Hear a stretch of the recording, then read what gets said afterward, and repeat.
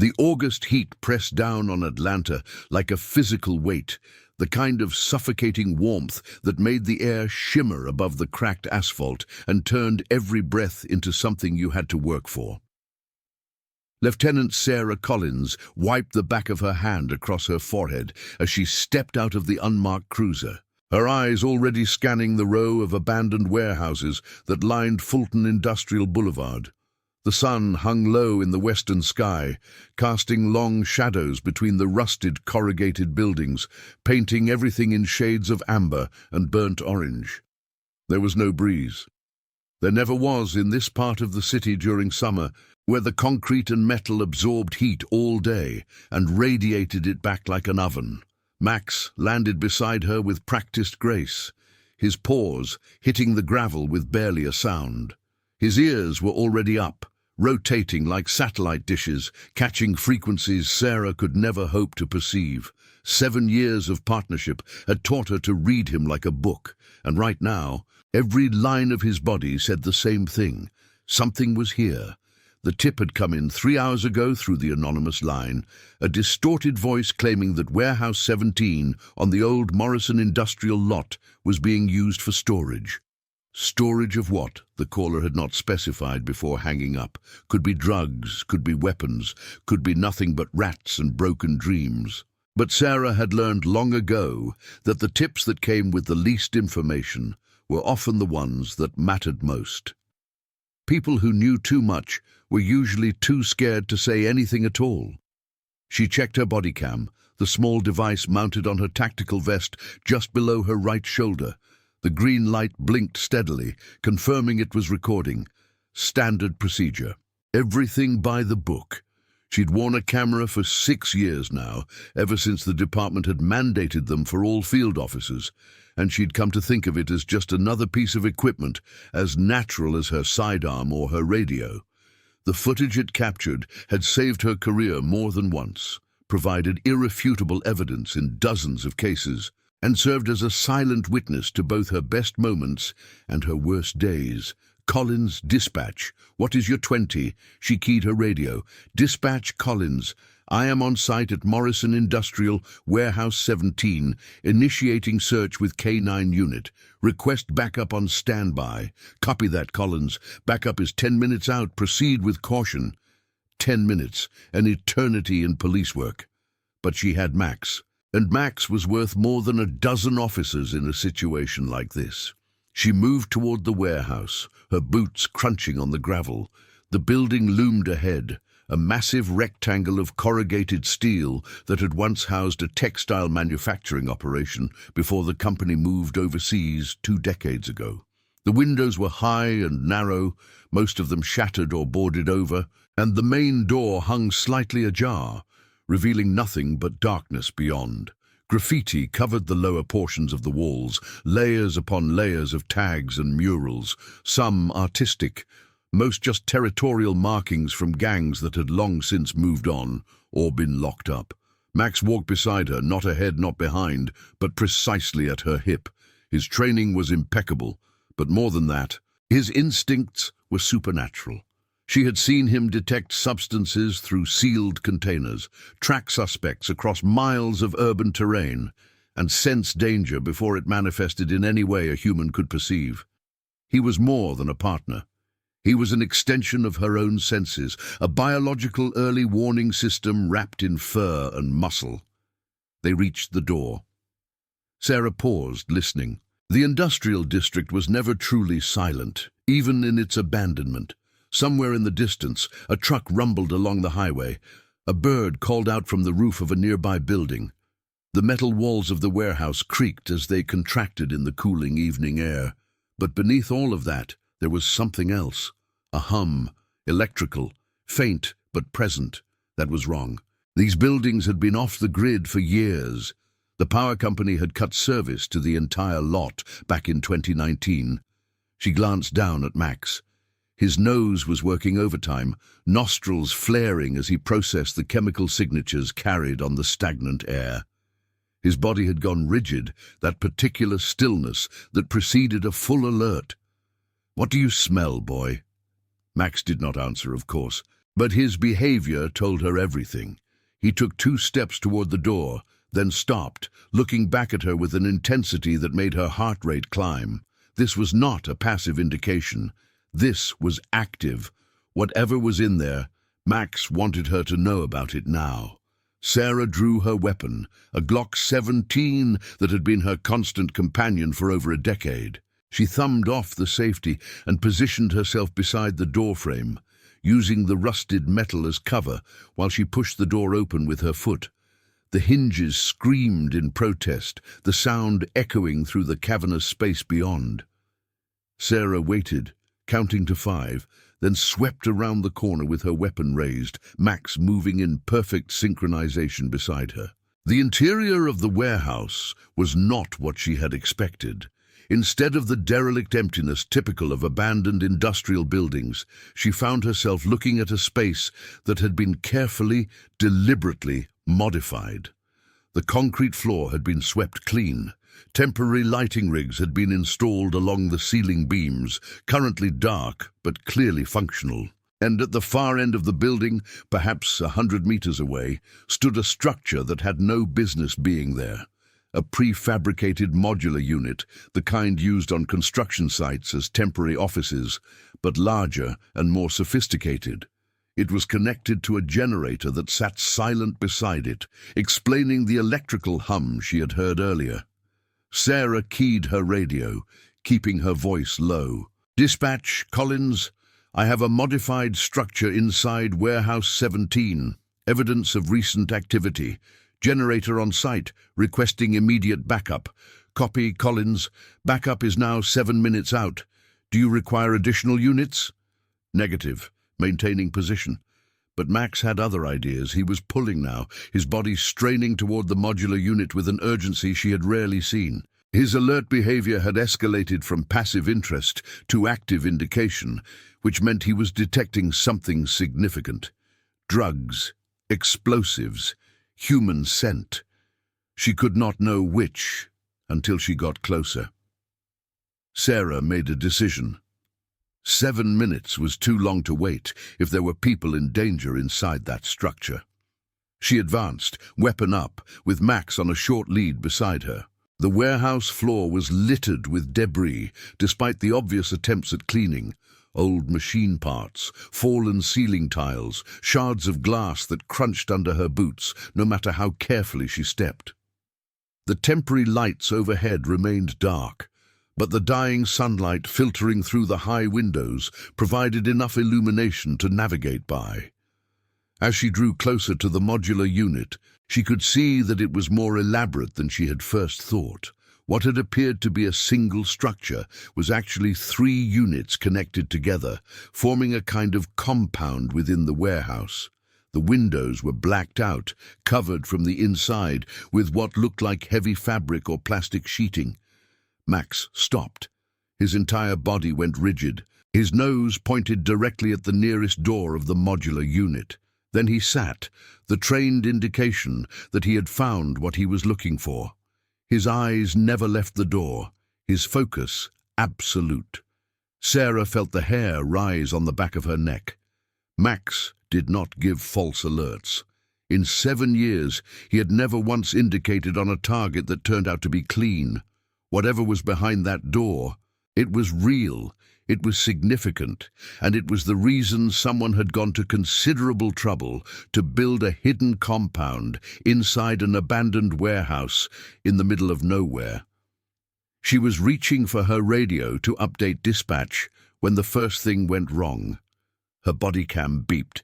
It was a sound she had never heard before, 3 rapid tones followed by a longer one, like an error code being communicated in audio form. She glanced down at the device and saw that the green recording light had changed to red, blinking rapidly in a pattern that suggested malfunction. What the hell? She tapped the camera, the universal fix for misbehaving technology, but the blinking continued. Then, as she watched, the red light went dark entirely. The camera had stopped. No, not stopped. It had been stopped. The distinction would become clear to her only later, but in that moment she felt the first stirring of unease that had nothing to do with whatever waited behind that door. Her radio crackled. "Collins, be advised. We are receiving an error code from your Bodycam unit. Technical is showing a remote wipe in progress. Can you confirm your camera status?" Sarah felt her blood run cold. A remote wipe? Someone was deleting her footage, not corrupting it, not losing it to a malfunction, but actively, deliberately erasing everything her camera had recorded since she arrived on site. She acted on instinct, reaching for the small access port on the side of the camera where the micro SD card was housed. Department protocol required all footage to be uploaded to the central server at the end of each shift, but the raw data was also stored locally on the card itself. If she could get the card out before the wipe completed, maybe she could save something. Her fingers found the tiny latch, pressed it, and the card ejected into her palm, just as the camera's housing grew warm, the internal circuitry working overtime to execute whatever command it had received. She had no way of knowing how much footage she had saved, if any. The entire recording might already be gone. But she shoved the card into her pocket anyway, because it was all she had. "Dispatch, Collins. Confirm the remote wipe. Who authorized it?" There was a pause, longer than normal. Then, "Collins, we are attempting to determine the source. The command did not originate from our servers. It is investigating. Recommend you maintain position until we can verify your equipment status." But Sarah was no longer listening. Her attention had been caught by something else, something that made the camera situation seem almost trivial by comparison. Max was growling. In 7 years, she had heard him growl perhaps a dozen times.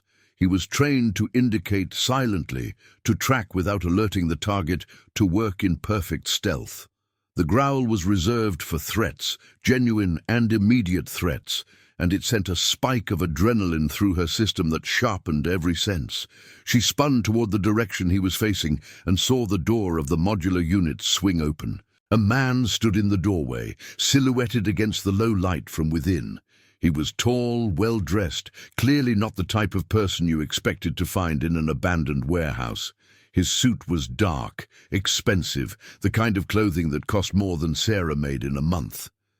His face was obscured by shadows, but she could see that he was holding something in his right hand. A phone. He was looking at it, not at her, and his thumb was moving across the screen. "Atlanta Police. Do not move. Show me your hands." The man looked up slowly, as if noticing her for the first time. His expression was invisible in the dim light, but his body language communicated nothing but calm. He slid the phone into his jacket pocket and raised both hands, palms out, the universal gesture of compliance. But there was no fear in his posture, no urgency. He moved like a man who was exactly where he wanted to be, doing exactly what he had planned to do. "Lieutenant Collins," he said, and the fact that he knew her name turned the unease in her gut into something sharper. "I was wondering when you would arrive. Who are you? What is this place?" The man did not answer immediately.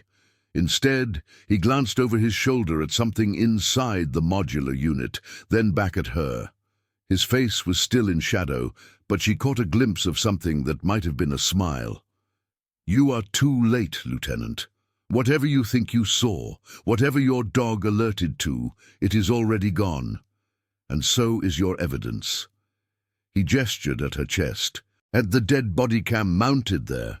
Nice try with the SD card, by the way, but I am afraid you will find it quite empty." The wipe was thorough. Sarah felt the weight of the card in her pocket, the small plastic rectangle that might be her only proof that any of this had happened. She refused to believe it was empty. She refused to believe that whoever this man was, he had the power to reach into her equipment and erase reality itself. "On the ground," she commanded. "Now!" The man sighed, a theatrical sound that echoed through the warehouse. "Of course, Lieutenant. I know how this works. You have your procedures." He began to lower himself to his knees, his movements slow and deliberate. Max continued to growl, his body coiled like a spring, ready to launch at the first sign of aggression. Sarah kept her weapon trained on the man's center mass, her finger indexed along the trigger guard, waiting. And then she heard it, the sound of multiple engines, approaching fast. Not one or two vehicles, but many. The distinctive roar of high-performance cars and SUVs converging on the warehouse from multiple directions. For a moment, she thought it was her backup arriving early, but the sound was wrong. Too many vehicles, too coordinated. And when she risked a glance toward the warehouse door, she saw the first of the black SUVs skid to a stop outside, its headlights cutting through the gloom like searchlights. "That would be my ride," the man said, still on his knees, but somehow managing to sound like he was in complete control of the situation. "I would suggest you lower your weapon, Lieutenant. The people in those vehicles are not known for their patience." Sarah made a split-second calculation. She was outnumbered, outgunned, and standing in a structure that offered no meaningful cover. Her backup was still minutes away. Max was formidable, but even he could not protect her against what sounded like a small army. She made a choice. Max, heel. The dog responded instantly, falling back to her side without breaking his watch on the kneeling man.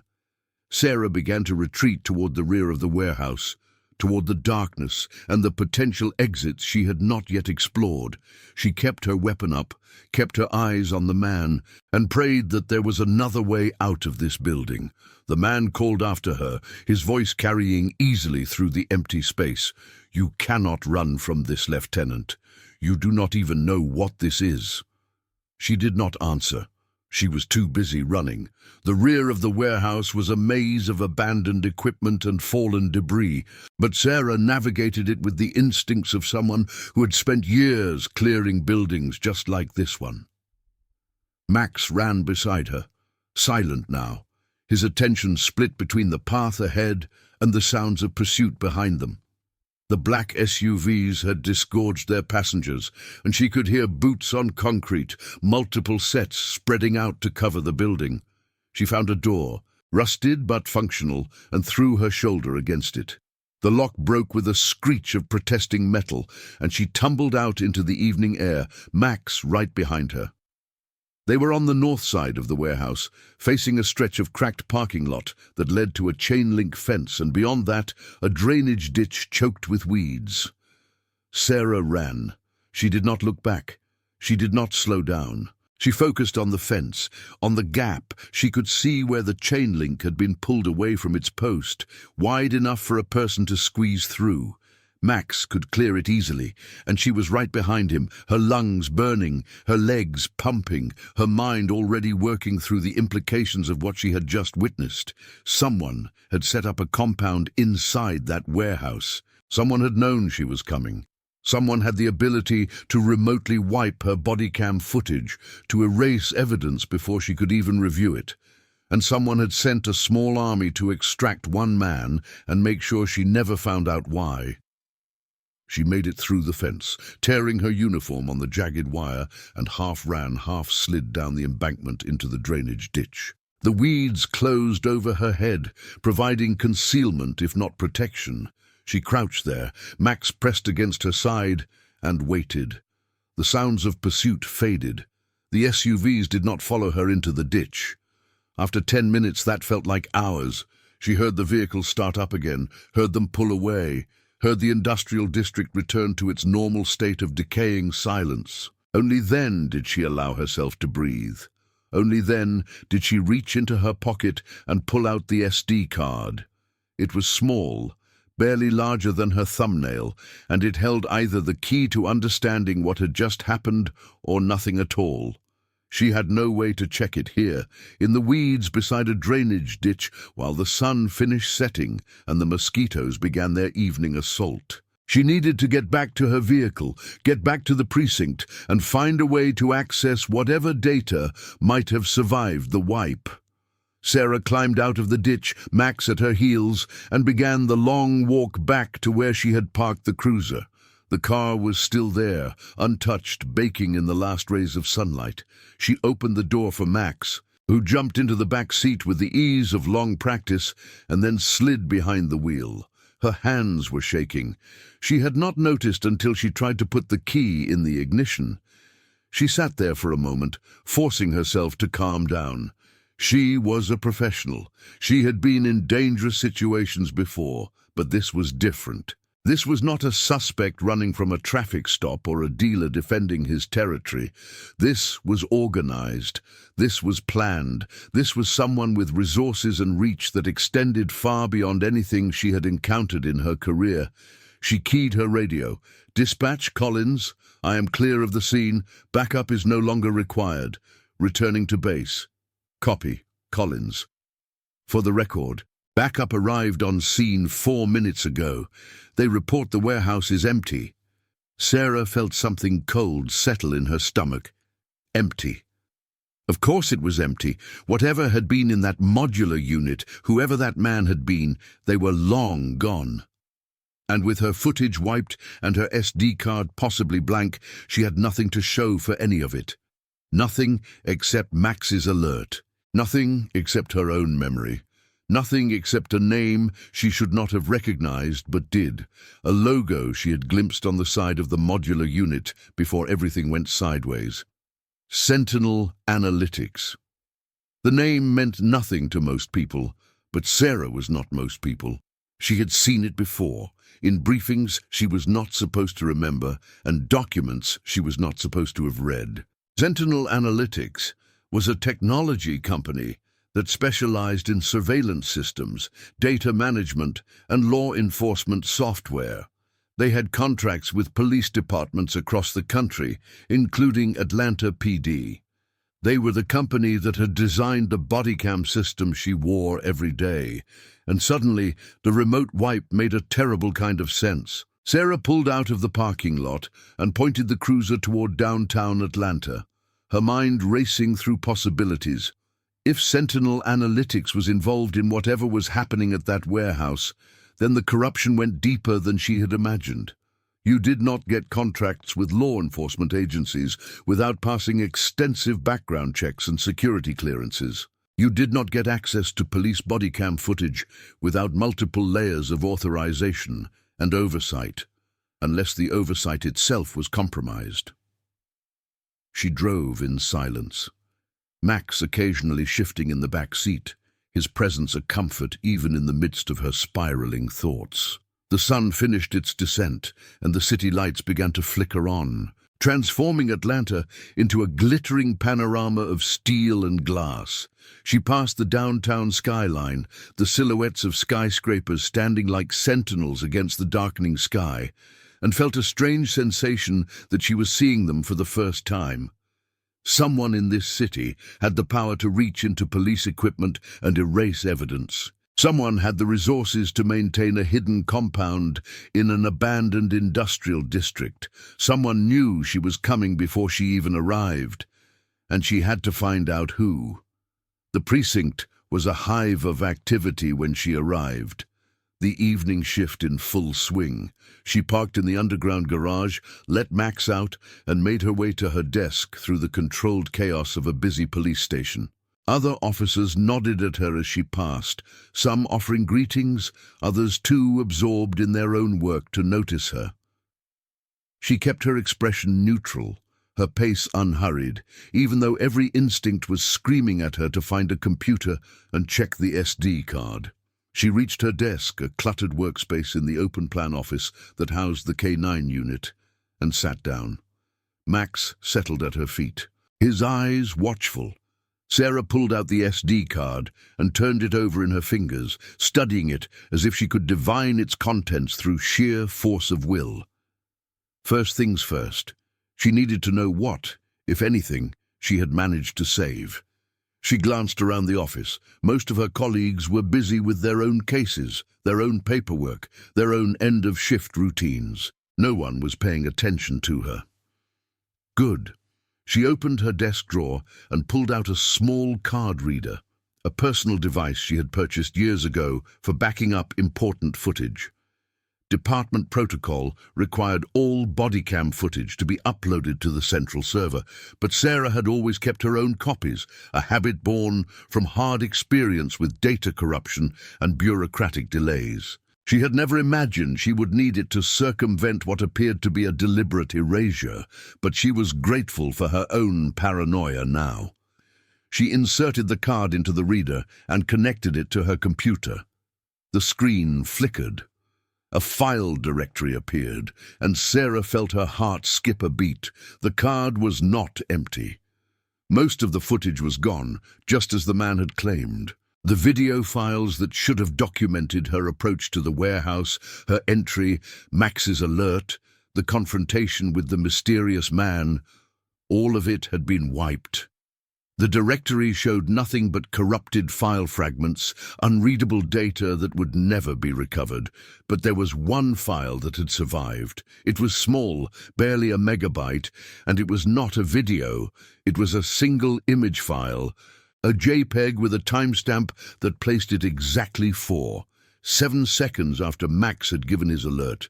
The camera must have captured a frame in the instant before the wipe command was executed, a single snapshot preserved by some quirk of timing or data buffering. Sarah double-clicked the file. The image that appeared on her screen was blurry, poorly lit, and clearly captured in the low-light conditions of the warehouse interior. But it showed enough.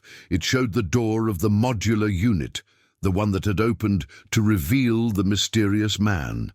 It showed a portion of the unit's exterior wall where a logo had been affixed at eye level. Sentinel Analytics. The logo was partially obscured, cut off by the edge of the frame, but there was no mistaking it. The stylized eye, surrounded by concentric circles, the company's signature branding, was unmistakable. And there was something else. In the background of the image, visible through the partially open door, was a silhouette. A human figure, standing inside the modular unit, facing away from the camera. The figure was tall, broad-shouldered, and wearing what appeared to be a uniform of some kind. Not a suit like the man who had confronted her.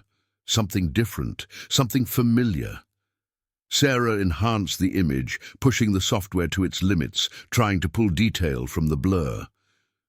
The silhouette resolved slightly, enough for her to make out the shape of a badge on the figure's chest. A police badge. She sat back in her chair, her mind reeling. There had been a police officer inside that compound, not responding to her call for backup, not there as part of any sanctioned operation, but present in a hidden facility connected to a technology company that was now actively erasing evidence of her investigation. She was looking at corruption, deep, institutional corruption that extended from the corporate sector into the heart of law enforcement, and she had exactly one blurry photograph to prove it. Sarah saved the image to her personal drive, then removed the SD card and slipped it back into her pocket. She could not trust the department servers, not after what she had witnessed. She could not trust her own equipment. She could not even be certain who in this building was aware of what was happening and who might be part of it. But she could trust Max, and she could trust herself. She logged off her computer and stood up, her movements deliberately casual. Collins, heading home, she announced to no one in particular. Long day. No one questioned her. No one looked up from their screens. Sarah walked out of the precinct with Max at her side and did not allow herself to look back. The drive home took her through the heart of Atlanta, past the nightclubs and restaurants of Midtown, through the quiet residential streets of Virginia Highland, to the small bungalow she had called home for the past 5 years.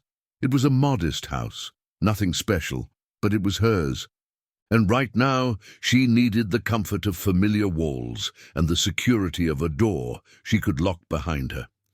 She let Max into the backyard to do his business, then stood in her kitchen staring at the refrigerator without really seeing it. Her mind was elsewhere, working through the problem like a puzzle that refused to yield its pattern.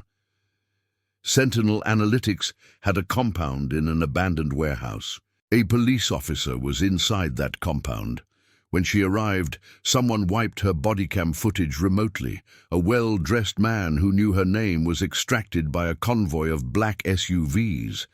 And all of it had happened within the span of 30 minutes. What was she missing? She pulled out her phone and opened the browser, typing Sentinel Analytics into the search bar. The results were extensive. Pages and pages of press releases and news articles and corporate information. Sentinel Analytics was a major player in the law enforcement technology sector, with contracts in dozens of cities across the United States.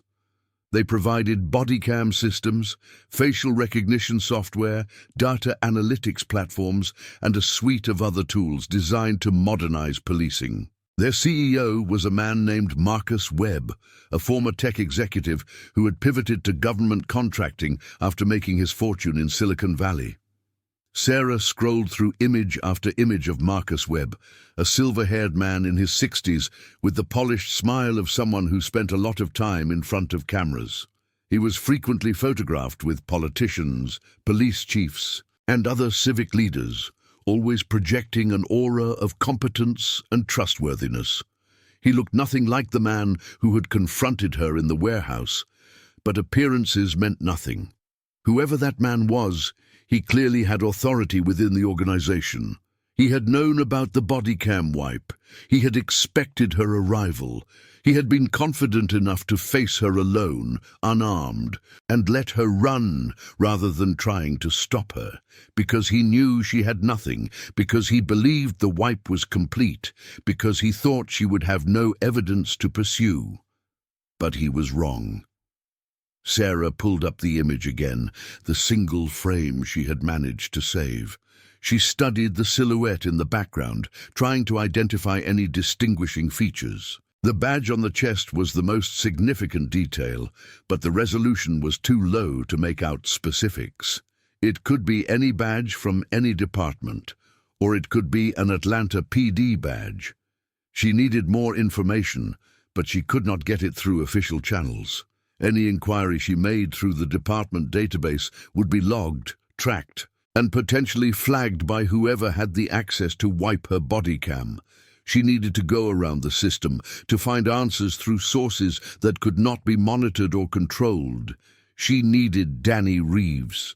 Danny was not a cop.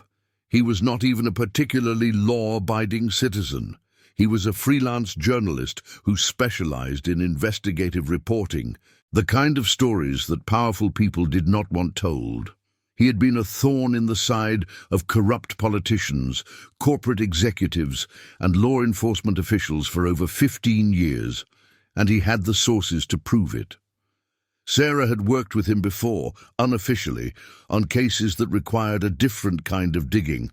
He was abrasive, paranoid, and brilliant in equal measure, and right now he was exactly who she needed. She found his number in her contacts and dialed before she could talk herself out of it. He answered on the third ring. Collins. This is unexpected. I need your help, Danny. Off the record. There was a pause, the sound of papers shuffling in the background. That is how you always start. What is it this time? She told him. Everything. The warehouse, the compound, the bodycam wipe. The man who knew her name, the single frame she had saved. She told him about Sentinel Analytics and the silhouette with the badge and the convoy of black SUVs that had materialized out of nowhere. She talked for nearly 20 minutes without interruption, and when she finally stopped, the silence on the other end of the line stretched long enough to make her wonder if they had been disconnected. Then Danny laughed. It was not a humorous sound. It was the bitter laugh of someone who had been vindicated in the worst possible way. I have been waiting for this, he said. Collins, I have been waiting for someone to finally see it. Sentinel Analytics is not what it claims to be. It is a front, a beautiful, legitimate-looking front for something much darker.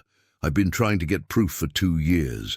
2 years of dead ends and closed doors and sources who suddenly go silent. What do you mean, a front? Do you know how Sentinel got their contracts? How they managed to land deals with police departments in 37 cities, despite having no track record, and a CEO who spent most of his career in consumer electronics. No. Political connections, campaign contributions, quiet meetings in private rooms. They did not earn those contracts, Collins. They bought them, and in exchange they got something worth far more than the money they paid. What? Access, direct access to law enforcement systems, databases, footage, communications, everything. Sentinel does not just provide the technology, they operate it. When your Bodycam uploads to the server, where do you think that data goes? Sarah felt sick. To our department servers, stored locally with backup to cloud. That is what they tell you. But Sentinel manages those servers. They handle the maintenance, the security, the infrastructure, which means every piece of footage captured by every officer in every department using their systems passes through their hands first. For what purpose? Danny was quiet for a moment. I do not know yet. That is what I have been trying to find out. But I have theories. Surveillance is obvious. They could be building profiles on citizens, tracking movements, mapping social networks. More concerning is the possibility of selective editing. What if they are not just watching? What if they are choosing what gets seen and what disappears? Like what happened to me tonight. Exactly like what happened to you tonight. Collins, that remote wipe was not a glitch. It was a feature.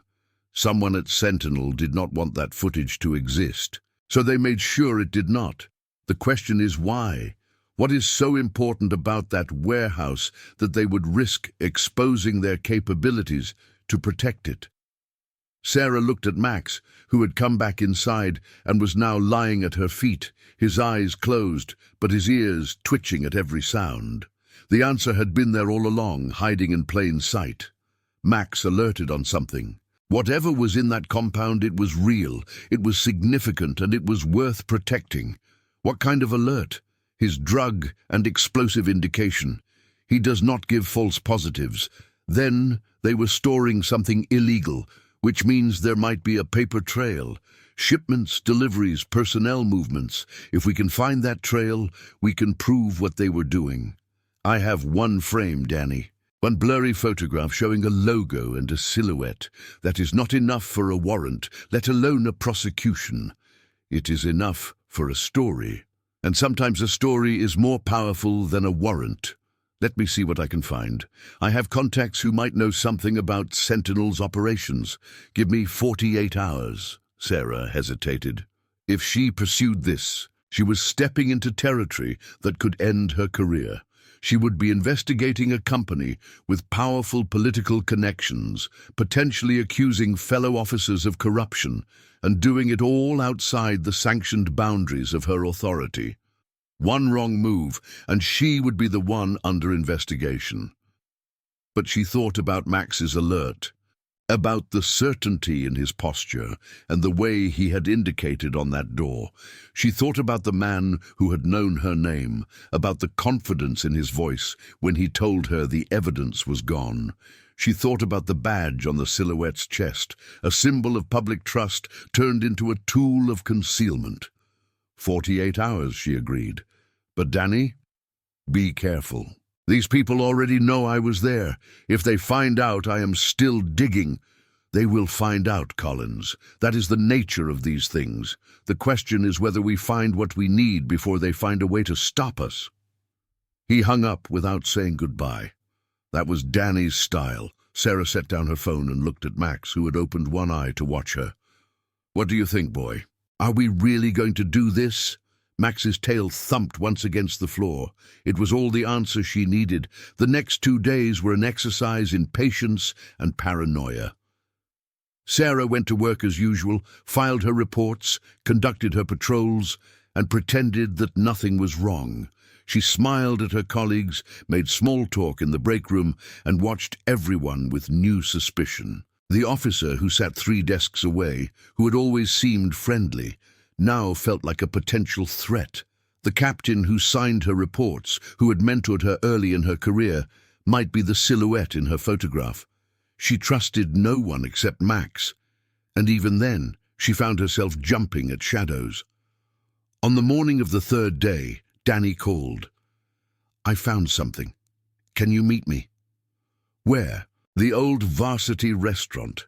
I know it sounds cliché, but trust me, it is the safest place I know, too public for anything dramatic, too crowded for surveillance. 45 minutes. She left Max at home, a decision that felt wrong but necessary. A K-9 officer walking into a meeting with a known investigative journalist would attract exactly the kind of attention she was trying to avoid. She drove to the iconic Atlanta landmark, parked on the street, and walked into the chaos of lunch rush. Danny was waiting at a corner table, looking exactly like she remembered. Rumpled clothes, 3 days stubble, and the alert eyes of someone who had spent too long chasing dangerous truths. He had a folder in front of him, thick with papers, and a laptop open beside it. "Collins, you look terrible. Thanks. What do you have?" He slid the folder across the table. "More than I expected, less than we need." Sarah opened the folder and began to read. The documents inside were a mixture of corporate filings, internal emails, financial records, and surveillance photographs. She recognized the Sentinel Analytics logo on several of them, along with names and dates and dollar amounts that painted a damning picture. "Sentinel has been making payments to a shell company called Nexus Logistics," Danny explained. "On paper, Nexus provides supply chain services to law enforcement agencies. In reality, it does not appear to do much of anything. No employees beyond a single registered agent. No physical address beyond a P.O. box. No products or services that anyone can identify, but money flows through it like water. Millions of dollars over the past 3 years. Where does the money go?" Danny pulled up a diagram on his laptop. "That is where it gets interesting. Nexus has connections to several offshore accounts, which in turn have connections to a web of investment vehicles and real estate holdings. I traced one thread back to a property management company that owns several buildings in the Fulton industrial area, including the warehouse where I found the compound, including that exact warehouse. Collins, Sentinel Analytics, does not just have contracts with police departments. They have a parallel infrastructure, an entire shadow operation that exists outside the official corporate structure. That warehouse was one node in a network. A network for what?" Danny hesitated. "This is where the evidence gets thin. I have theories, but theories do not hold up in court. Based on what I have found, I believe Sentinel is using its access to law enforcement systems for more than just surveillance. I think they are providing services to third parties, rich, powerful parties who want problems to disappear." "You mean they are covering up crimes? I mean they are managing information. Footage that might implicate important people gets lost or corrupted. Records that might create problems get modified or deleted. And in exchange, Sentinel receives payments that are laundered through shell companies like Nexus." Sarah sat back, processing the implications. If what Danny was saying was true, then Sentinel Analytics was not just a corrupt contractor. They were an active participant in obstruction of justice on a massive scale.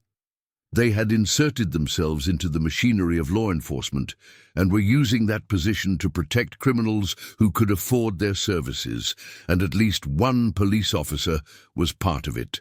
"The silhouette in my photograph," she said. "I need to identify that person." Danny nodded. "I have been thinking about that. The badge placement and the body type narrow it down, but without more detail, it could be anyone. However, there is another approach. If we can identify when and why that compound was being used, we might be able to figure out who would have been involved in the operation. How? By looking at what was being protected. Your dog alerted to something in that compound, something significant enough to warrant a remote wipe and an armed extraction. What if it was not drugs or explosives? What if it was something else entirely? Like what?"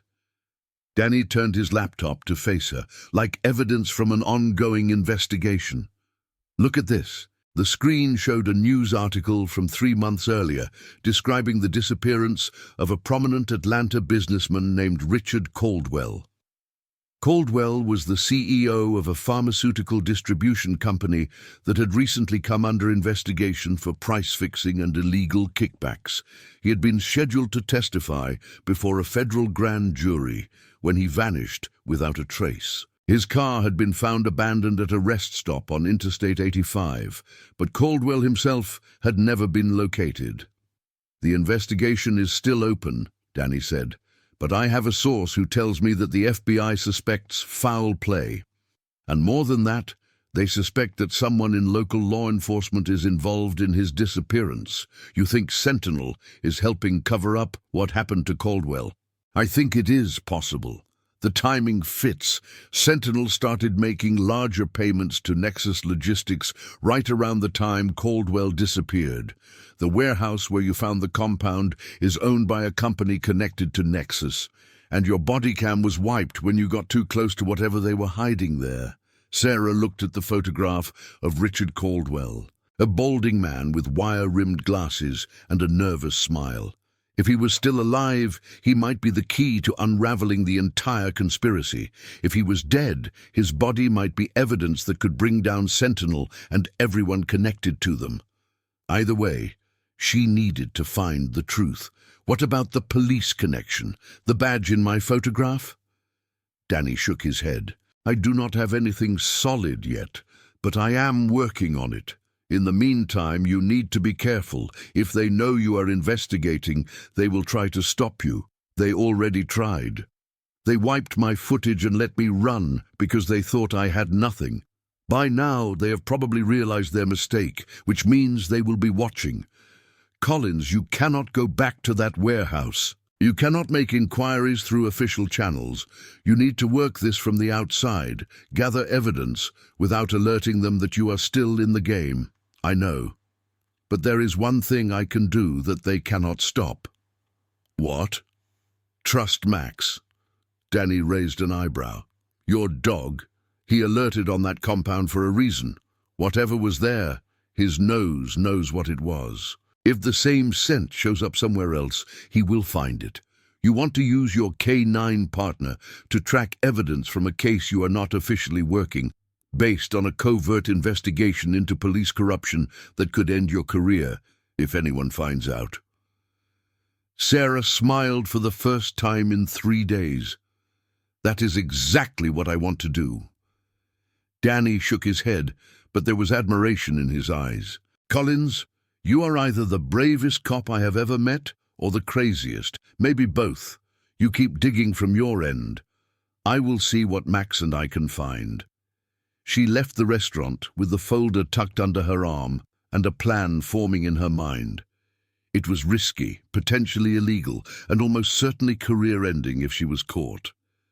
But it was also the only path forward. The system she had sworn to serve had been compromised, and the only way to fix it was to work around it. Max was waiting when she got home, his tail wagging with the enthusiasm of a dog who had spent too long inside. Sarah knelt down and scratched behind his ears, looking into his intelligent brown eyes. "We have work to do, boy. Off the books. You ready?" Max pressed his forehead against her chest and exhaled, the K-9 equivalent of a yes. Over the next week, Sarah conducted her own shadow investigation. During the day, she performed her regular duties, responding to calls, assisting with patrol operations, and maintaining the appearance of a normal K-9 officer. But in the evenings and on her days off, she and Max crisscrossed the industrial districts of Atlanta, searching for any sign of the scent that had triggered his alert at the warehouse. It was slow, tedious work. Most of the buildings they checked were exactly what they appeared to be, abandoned structures full of nothing but debris and memories. But Max was patient, methodical, his nose working constantly as they moved from location to location. Sarah learned to read the subtle variations in his behavior, the slight changes in posture and ear position that indicated he was picking up on something. Most of the time, It led to dead ends, traces of old chemicals, animal scents, the residue of human habitation. Nothing significant, nothing connected. Then, on the 8th day, they found it. They were in a district near the airport, a warren of warehouses and shipping facilities that served the cargo operations of Hartsfield-Jackson. Sarah had chosen the area on a hunch, reasoning that whatever was being hidden would need to be moved eventually, and the airport offered the most convenient route for transport. They had checked 3 buildings already, finding nothing, when Max suddenly froze mid-stride. His entire body went rigid. His ears came forward, his nose worked frantically, parsing the air into its component chemicals. And then he sat. Sarah felt her heart rate spike. It was the same indication he had given at the original warehouse, the same alert, the same certainty. She looked around. They were standing in a narrow alley between 2 shipping facilities, surrounded by dumpsters and piled pallets. There was no obvious target, no building that stood out as suspicious, but Max was pointing his nose at a loading dock on the near side of the left facility, his focus absolute. Sarah approached the dock carefully. The facility appeared to be operational, with lights visible through high windows and the distant sound of machinery humming inside. A sign on the door identified it as belonging to a company called Atlas Freight Services. She had never heard of them, but that meant nothing. There were hundreds of small logistics companies operating around the airport. She needed to get inside. But she could not simply walk through the front door, not without a warrant or a legitimate reason for being there. And she could not request a warrant without explaining why she suspected the facility, which would immediately flag her investigation to whoever was watching. Think, Collins, there has to be another way. Max whined softly, his focus still locked on the loading dock.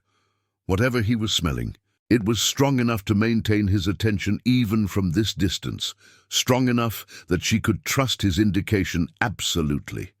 She made a decision that would either break the case or break her career. She pulled out her phone and dialed a number from memory. 911, what is your emergency? She disguised her voice, speaking rapidly in a higher pitch than normal. There is a fire at the Atlas Freight building near Hartsfield. I saw smoke coming from the loading dock. Please hurry. She hung up before the operator could ask follow-up questions. It was a false report, a crime in itself, but it would bring firefighters and potentially police to the location, and with emergency responders on scene, she would have a legitimate reason to be there with her K-9 partner. 3 minutes later, sirens approached. Sarah positioned herself and Max near the entrance to the alley, visible but not conspicuous. When the fire truck arrived, followed by 2 patrol cars, she approached one of the officers. Collins, K-9 unit. I was in the area when the call came in. My dog is alerting on something near the loading dock. Might be connected. The officer looked at Max, who was still maintaining his indication posture. What kind of alert? Explosives or accelerants? Could be consistent with fire origin. It was a lie, or at least a distortion. Max's alert could indicate several things, not all of them related to fire, but the officer did not know that. And the suggestion was enough to warrant a closer look. Lead the way. They approached the loading dock together. The firefighters were already entering the building, finding no sign of smoke or fire, but searching thoroughly anyway. Sarah and Max followed, the officer trailing behind. The interior of the facility was exactly what you would expect from a shipping company. Rows of shelving stacked with boxes, forklifts parked in neat lines, loading equipment positioned near the dock doors. Workers in safety vests watched the firefighters, with expressions ranging from confusion to annoyance. None of them matched the silhouette from Sarah's photograph, but Max was not interested in the workers. He was pulling toward a door at the far end of the facility, his body straining against the lead with an urgency that told Sarah everything she needed to know. "What is behind that door?" she asked one of the workers. Cold storage. Keeps temperature-sensitive shipments safe. I need to see inside. The worker hesitated, looking to a supervisor who had appeared from a side office. The supervisor was a middle-aged woman with a clipboard and a suspicious expression. "You have a warrant?" "There is a fire investigation in progress," Sarah said, stretching the truth past its breaking point. "My dog is alerting on potential accelerants. We need to check all areas of the facility." The supervisor did not look convinced, but she also did not want to obstruct what appeared to be an official investigation.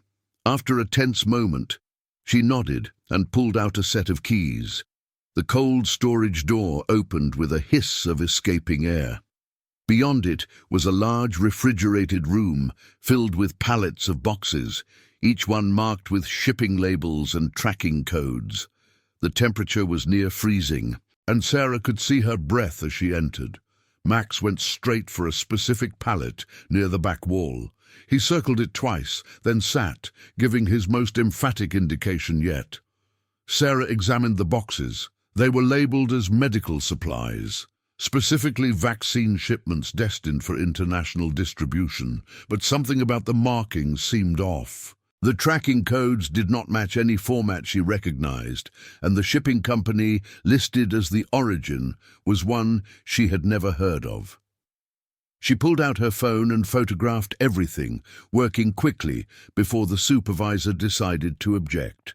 Then she noticed something that made her blood run cold. One of the boxes had a small tear in its corner, revealing a sliver of what was inside. It was not vaccines, it was not medical supplies, it was money, bundled stacks of $100 bills, packed so tightly that they appeared solid at first glance. Sarah had seen cash seizures before, but nothing like this.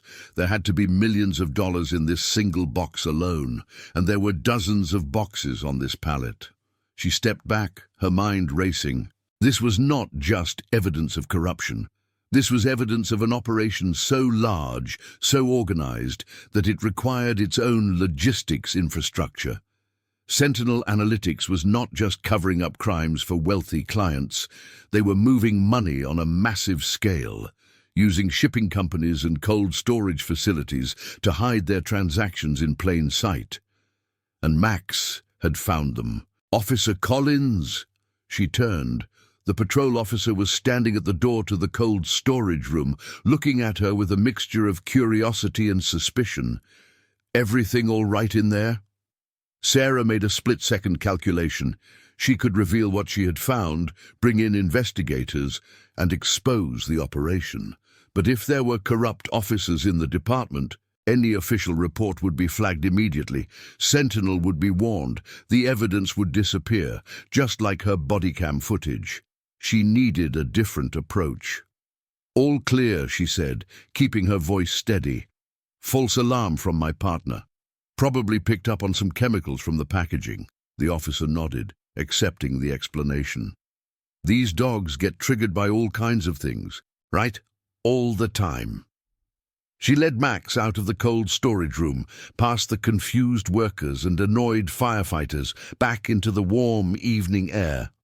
Her heart was pounding, but she kept her expression neutral until she was back in her car, driving away from the facility with the photographs safely stored on her phone. She did not go home. She did not go to the precinct. She drove to a parking garage downtown, found a spot on the 3rd level, and sat in silence while the implications of what she had discovered settled over her. Millions of dollars, hidden in a shipping facility, protected by a shadow network that included police officers and corporate executives, and somehow connected to the disappearance of Richard Caldwell, a man who might have been killed for what he knew. She needed to tell Danny, but first she needed to make sure the evidence was secure. Sarah transferred the photographs from her phone to a secure cloud storage account that Danny had set up for her, using an encrypted connection that would be difficult to trace. Then she sent him a message. "Found something big. Need to meet. Same place." His response came 30 seconds later. "Tonight, 9 o'clock. She spent the intervening hours trying to calm her nerves and failing completely. Max seemed to sense her agitation, staying close and occasionally pressing his head against her leg in a gesture of solidarity. She walked him through a nearby park, watching the sun set over the Atlanta skyline, and wondering how many of the buildings she could see were owned or controlled by the people she was trying to bring down. At 8:30, she drove to the Varsity. Danny was already there when she arrived, looking more disheveled than usual, his eyes red from too many hours staring at screens. "You look worse than me," she said as she sat down. "I've been up for 40 hours, but it was worth it. I found the connection." He slid his laptop across the table. On the screen was a photograph, grainy but recognizable. It showed two men shaking hands at what appeared to be a charity gala. One of them was Marcus Webb, the CEO of Sentinel Analytics. The other was wearing a police uniform, an Atlanta PD dress uniform, with a captain's bars on the collar. Sarah felt the floor drop out from under her. "Captain James Holloway," Danny said, 23 years on the force, decorated multiple times, currently head of the department's Technology Integration Unit, the unit that approved the Sentinel Bodycam contract, the same. Collins Holloway has been in bed with Sentinel since the beginning. He shepherded their contract through the approval process. He oversaw the implementation of their systems, and according to my source, he has been receiving payments through the same shell company network that connects to the warehouse where you found the compound. "The silhouette," Sarah said. "The badge in my photograph. It could be him. It could. But we need more. A blurry image and circumstantial connections will not be enough to bring down a captain. We need direct evidence that links him to criminal activity." Sarah pulled out her phone and showed him the photographs from the cold storage facility. "Like this?" Danny stared at the images for a long moment, his expression shifting from surprise to excitement to something approaching fear. "This is it," he breathed. "This is the money. Collins, do you understand what this means? I understand that I just photographed evidence of money laundering in a facility that my dog led me to without a warrant. It means we have leverage. This money has to come from somewhere and go somewhere. If we can trace its origin or destination, we can build a case that even the most corrupt prosecutor would have to pursue. How do we do that without alerting them?" Danny smiled, a wolf's grin that held no warmth. "We do not do anything.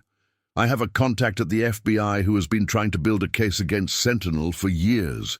If I give her this, she can start an independent investigation that bypasses local law enforcement entirely. Can you trust her?" "I trust her more than anyone in your department right now." Sarah nodded slowly. It was a risk.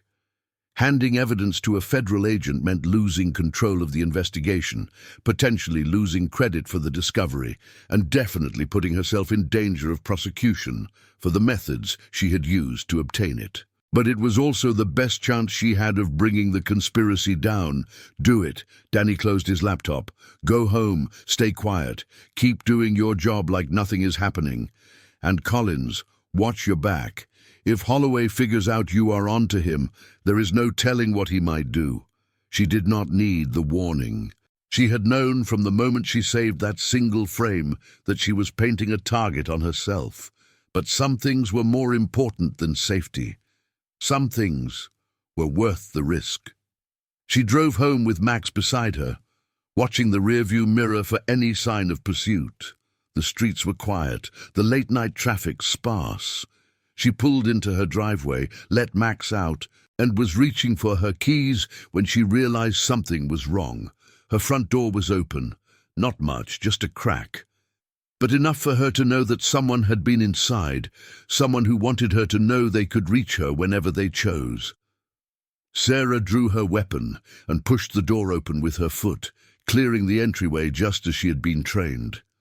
Max moved beside her, silent and alert, his nose working the air for threats. The living room had been ransacked, cushions pulled from the couch, books swept from shelves, drawers opened and their contents scattered across the floor. Someone had searched her home with methodical thoroughness, looking for something specific, the SD card. She felt her pocket, felt the small plastic rectangle still there, and allowed herself a breath of relief. They had not found it.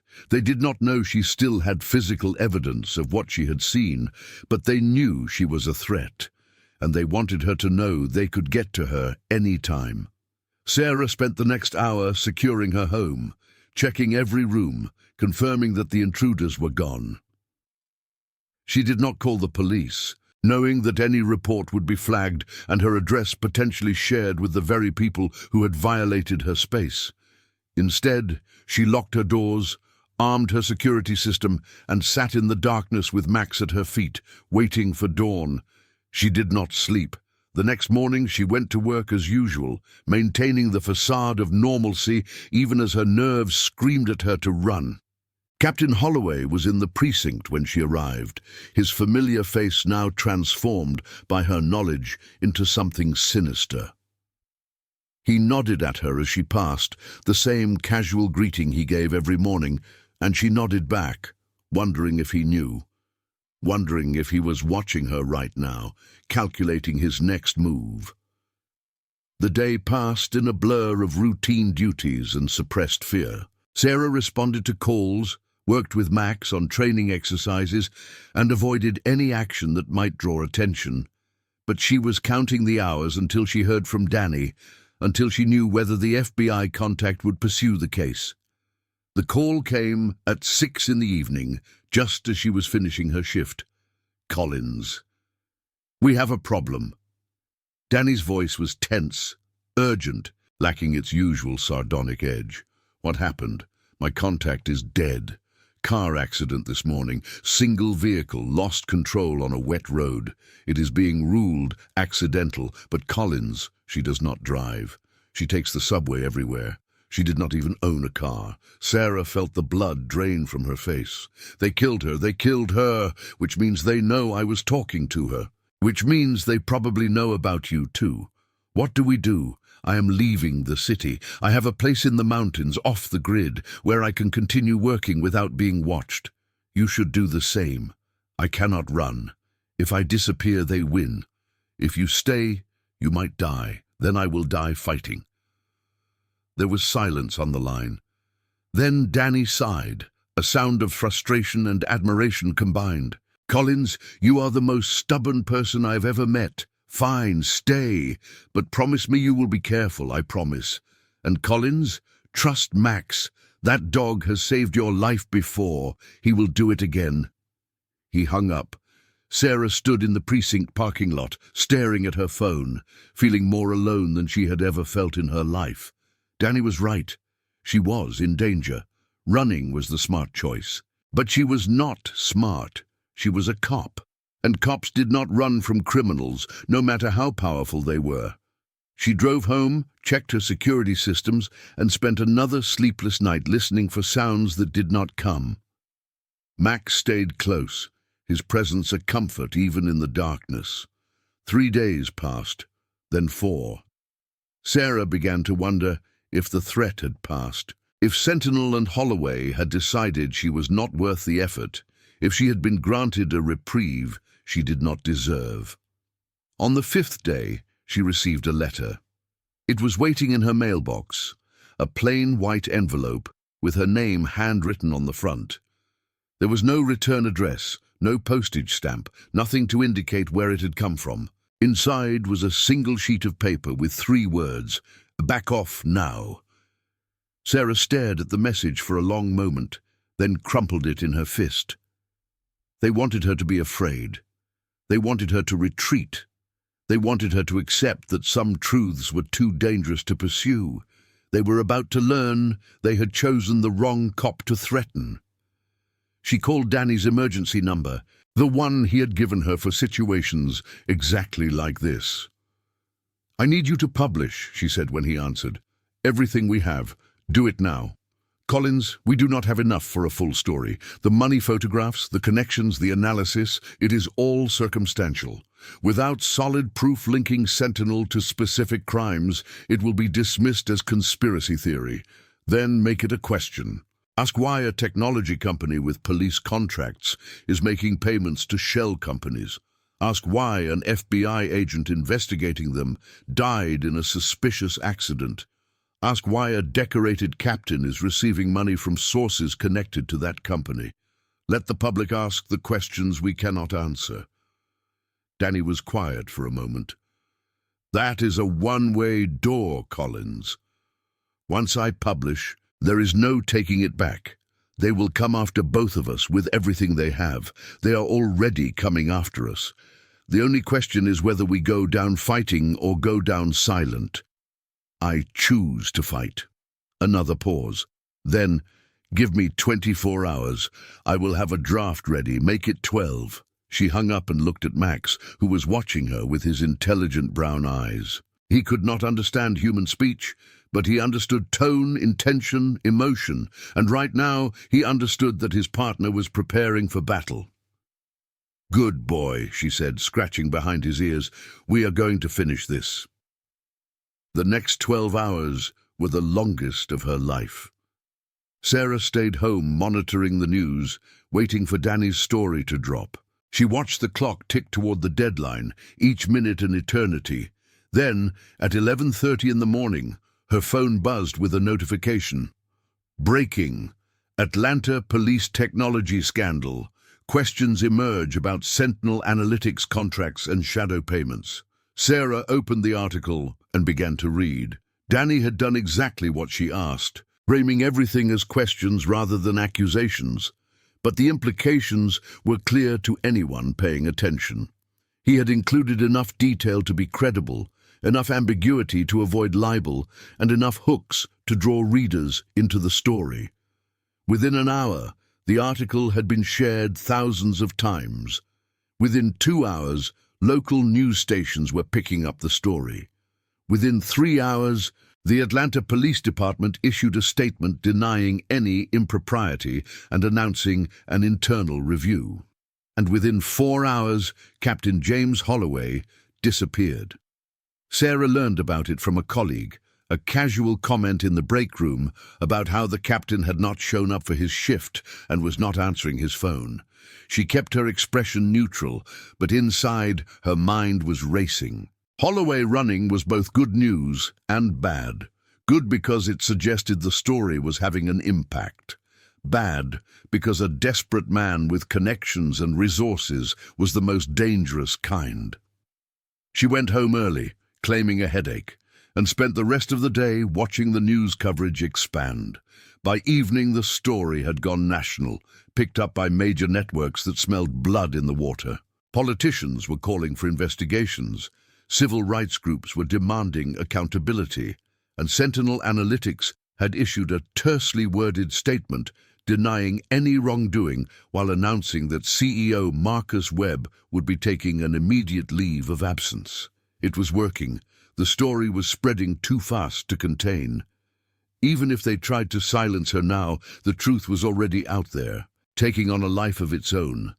But Sarah knew it was not over. Not yet. Not until someone was held accountable for what they had done. The breakthrough came from an unexpected source. At 9 o'clock that night, her doorbell rang. Max immediately went to full alert, his body positioning between her and the door, a low growl building in his throat. Sarah approached carefully, her hand on her weapon. She looked through the peephole and saw a woman standing on her porch, middle-aged, well-dressed, and visibly nervous. There was something familiar about her face, but Sarah could not place it.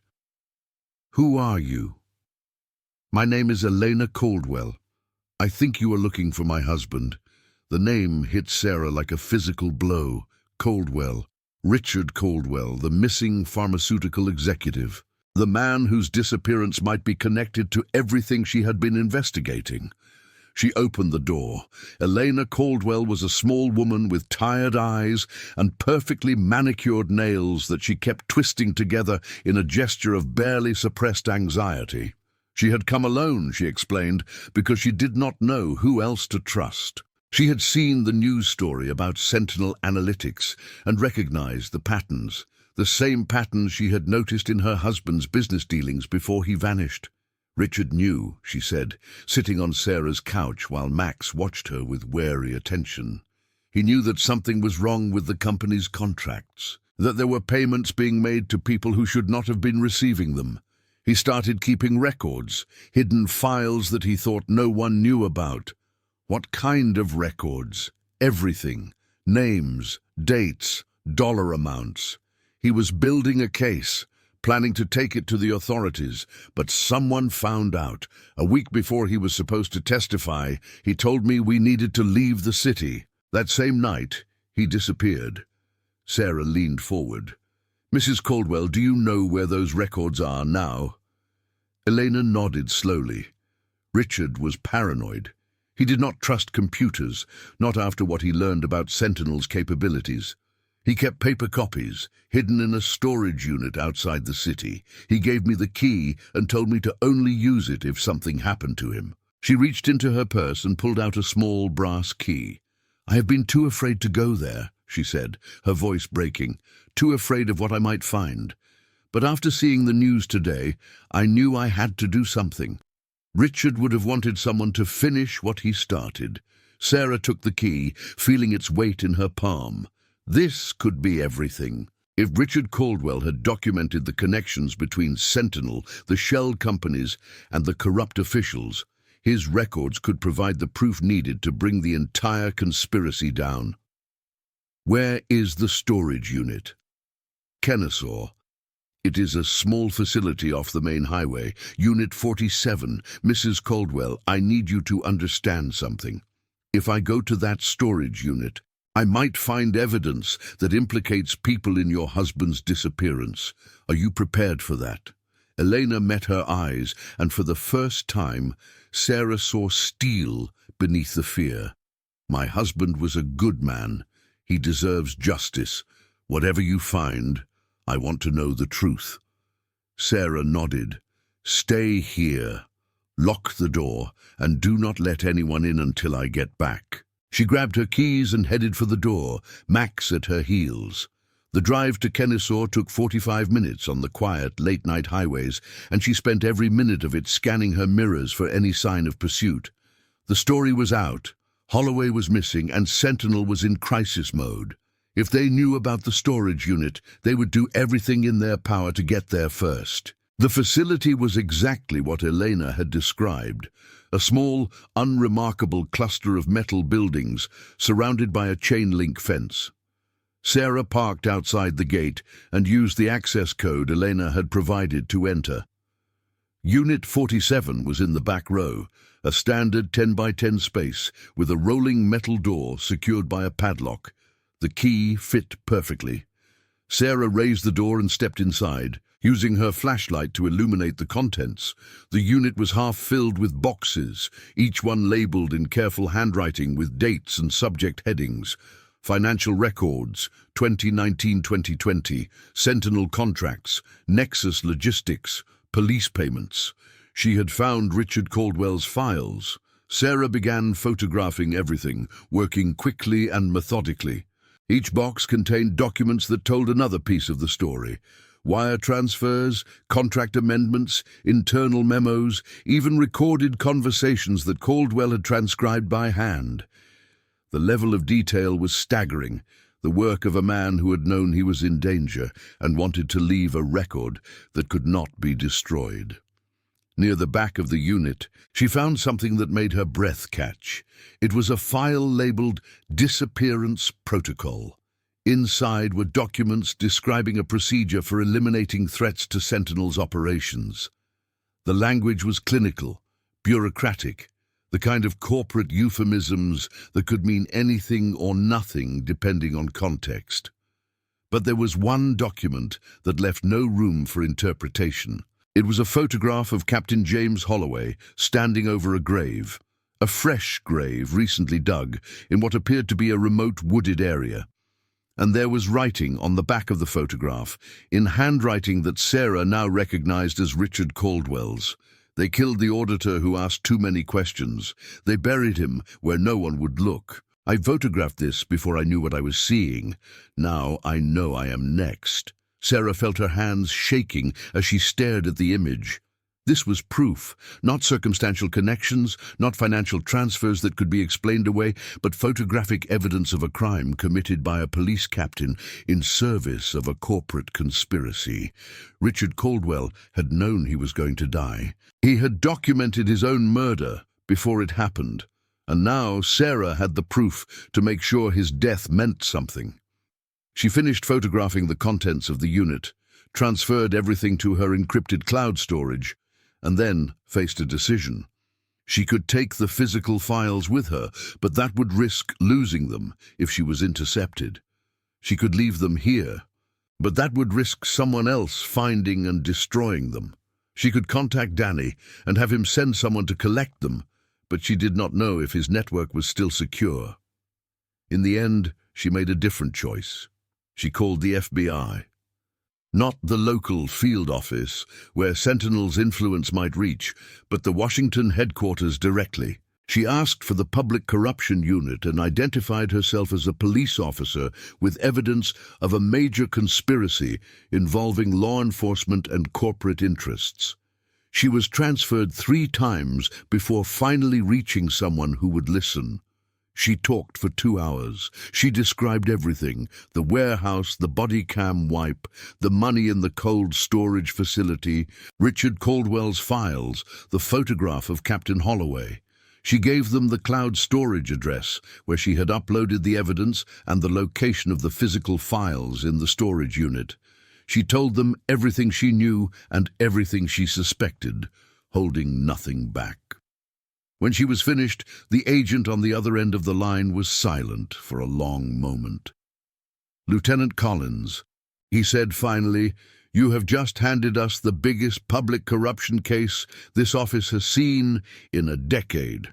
I need you to understand that from this moment forward, you and your evidence are under federal protection. Do not go home.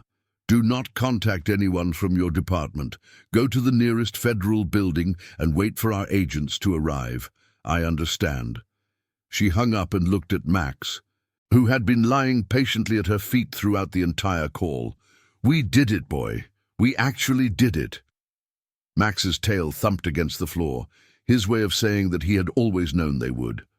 The next 72 hours were a blur of interviews, depositions, and secure locations.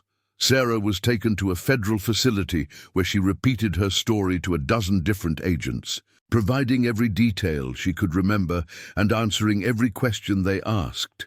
She learned that similar calls had been coming in from other sources, Danny's contacts and whistleblowers who had been too afraid to speak until the initial story broke.